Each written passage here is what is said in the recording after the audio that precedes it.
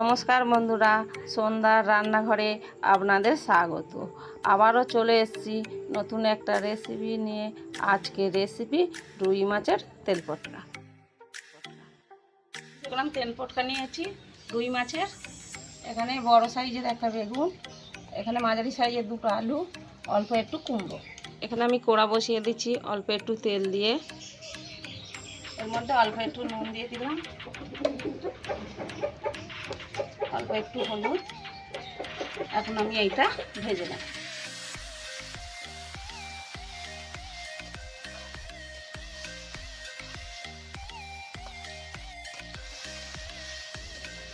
তেল পটকাটা হালকা করে লাল লাল করে ভেজে নেব।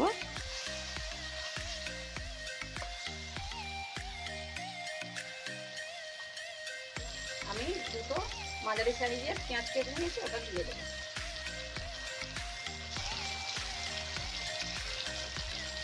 চারটে কাঁচা লঙ্কা ছিঁড়ে দিলাম।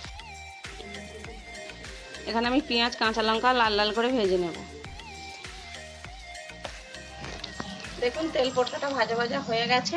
এর মধ্যে আমি 1 চামচ আদা রসুন বাটা দিলাম, দিয়ে আবারও নাড়াচাড়া করে একটু ভেজে নেব যাতে আদা রসুনের গন্ধ না থাকে।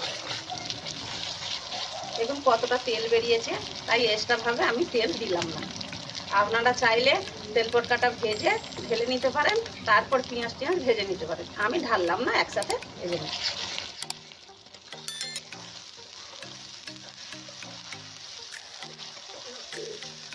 এবার একে একে যে সবজিগুলো আমি কেটে রেখেছিলাম দেখতে পাচ্ছেন, ওই সবজিগুলো এর মধ্যে দিয়ে দেব। সবজিটা আমি ভালো করে নাড়াচাড়া করে নেব।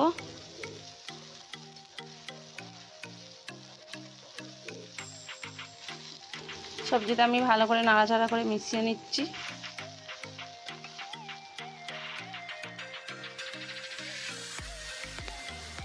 এখানে আমি একটু চাপা দিয়ে ভেজে নিচ্ছি। দেখুন 5 মিনিট হয়ে গেছে। এবার আমি খুলে হালকা নাড়াচাড়া করে নেব। দেখুন ভাজা ভাজা হয়ে গেছে।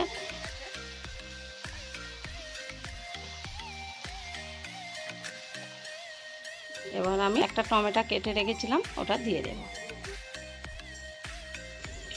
1/2 চামচ নুন, 1/2 চামচ হলুদ, 1 চামচ লঙ্কা গুঁড়ো দিয়ে এটা ভালো করে মিশিয়ে নিতে হবে নাড়াচাড়া করে, যাতে মশলার গন্ধ না থাকে।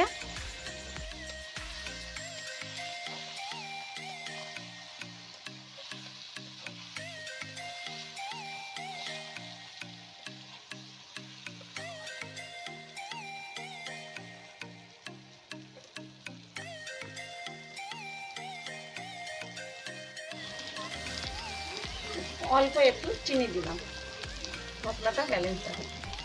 ছোট বাটিতে জল নিলাম, অল্প একটু জল দিয়ে এটা ভালো করে নাড়াচাড়া করে নেব। জল দিয়েছি তাই জন্য ভালো করে নাড়াচাড়া করে নেব, নিয়ে 10 মিনিট ঢাকা দিয়ে রাখবো।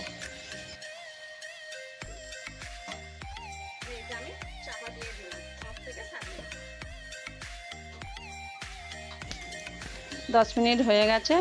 দেখুন আমি এটা খুলে দেখছি, হালকা নাড়াচাড়া করে নেব, নিয়ে আমি আলুটাকে ঘেঁটে দেখব। দেখুন আলু সিদ্ধ হয়ে গেছে। আমি নাড়াচাড়া করে এটাকে নামিয়ে নেব। আমার রেসিপি তৈরি। দেখুন বন্ধুরা, আমাদের রেসিপি তৈরি। এবার আমরা খাবো। আপনারা অবশ্যই বাড়িতে একবার ট্রাই করবেন। আপনাদের যদি ভালো লেগে থাকেন কমেন্টে জানাবেন, লাইক করবেন, শেয়ার করবেন।